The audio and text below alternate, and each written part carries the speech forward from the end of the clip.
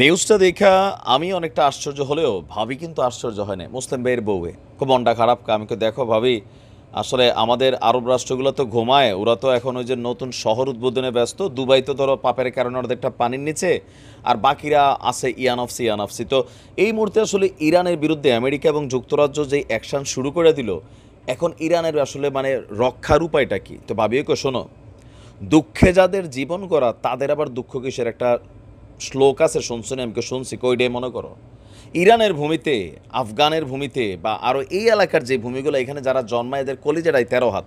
আর Iran নামক এই রাষ্ট্রটা 90-এর দশকের পর থেকে 2024 পর্যন্ত যতটুকু আসছে অর্থনীতি, সমরাষ্ট্র বা মধ্যপ্রাচ্য অঞ্চলে এই যে এতগুলো অলিগার্স পালে, এটা কিন্তু নিজস্ব হ্যাডমের উপর আসছে, কারো দয়া মায়ার উপর আসে নাই। দর্শক, ইসরায়েলের হামলার প্রতিবাদে প্রতিক্রিয়া কিন্তু শুরু হয়ে গেছে পশ্চিমাদের।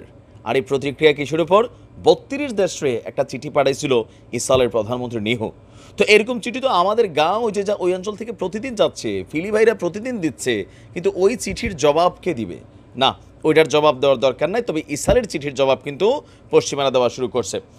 ইসরায়েলের আপনার সেই চিঠির প্রতিক্রিয়ায় বা এই হামলার প্রতিক্রিয়ায় ইরানের ড্রোন কর্মসূচির ওপর নিষেধাজ্ঞা প্রদান শুরু করে দিয়েছে যুক্তরাষ্ট্র এবং যুক্তরাজ্য।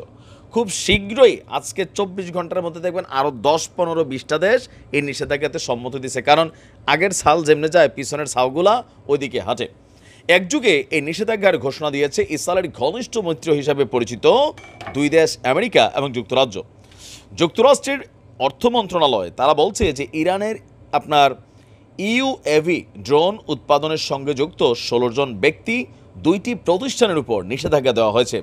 এরা ইরানের শাহেদ ড্রোন নির্মাণের সঙ্গেও যুক্ত। ওই ড্রোন 13 এপ্রিলের হামলায় ব্যবহার করা হয়েছে, যেটা আমাদের ইরান মানে ইসরায়েলের মধ্যে ছাড়ছিল।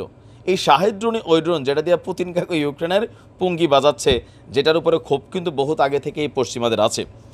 যুক্তরাজ্য ইরানের ড্রোন এবং ব্যালিস্টিক ক্ষেপণাস্ত্র তৈরির সঙ্গে যুক্ত দেশটির সামরিক বাহিনীর সঙ্গে সংশ্লিষ্ট বেশ কয়েকটি সংস্থা, ব্যক্তি, প্রতিষ্ঠানের উপরও এই নিষেধাজ্ঞা জারি করেছে।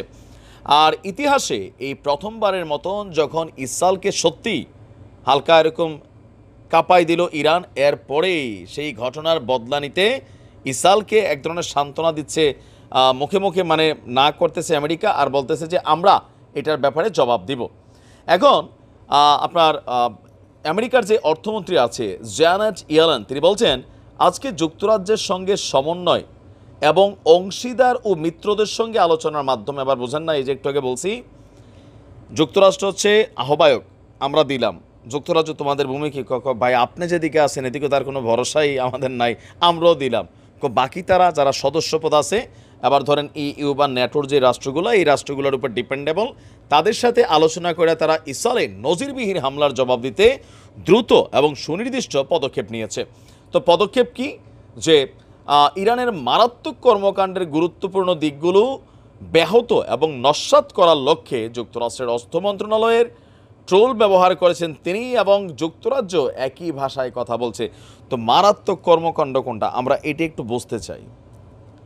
তোমরা আপনার কি বলা হয় যে ধরেন পরমাণু মেশিনারিজ বানাবা, পারমাণবিক বোমা বানাবা, আরও অনেক কিছু করবা, এমন এমন জিনিস করবা যে পৃথিবীতে করোনা লারবা, পৃথিবীর টেকনোটিক যে প্লেট আছে সেটা লাড়াচাড়া করবা, ভূমিকম্প তৈরি করবা। তোমরা এগুলা কিছু নাই, গা ওজে যা, সেখানে হাজার হাজার মানুষ মরে যাবে। তোমরা বলবা যে ইসরায়েল এটা বৈধ একটা প্রতিরক্ষা করছে, এই করছে সেই করছে। আর দিন শেষে ইরানকে কোনোভাবেই কিন্তু মধ্যপ্রাচ্যে গেজাইতে দেবে না, কারণ পশ্চিমারা জানে যে আরবি পাখিগুলো ঘুমাই গেছে। সজাগ আছে কে? ইরান। আর আরেকটা আছে হালকা ঘুমায় আবার সজাগ হয়, তুরস্ক। তবে এগুলা কইরা ওই যে ভাবির কথা আর কি, লাভ নাই। ইরান জানে এইসব নিষেধাজ্ঞার উপর দিয়েই হেরা চলতে চলতে আজকে 30-34 বছর পার করতেছে।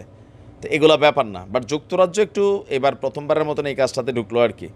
তো দেখা যাক রাষ্ট্রদূতের তলব টলব করে কী ধরনের হোয়াইট ওয়াশ দেওয়া হয়। ভালো থাকুন, আসসালামু আলাইকুম।